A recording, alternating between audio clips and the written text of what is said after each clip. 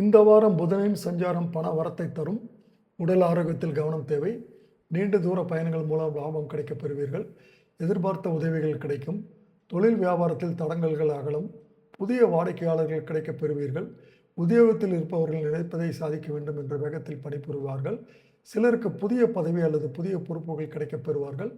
குடும்பத்தில் விருந்தினர்கள் வருகை இருக்கும். வீட்டிற்கு தேவையான பொருட்களை வாங்குவீர்கள். திருமண முயற்சிகள் சாதகமான பலன் தரும். பிள்ளைகளுடன் சந்தோஷமாக பொழுதை கழிப்பீர்கள். பெண்களுக்கு உங்களது பொருட்களை கவனமாக பாதுகாத்துக் கொள்வது உங்களுக்கு மிகவும் நல்லது.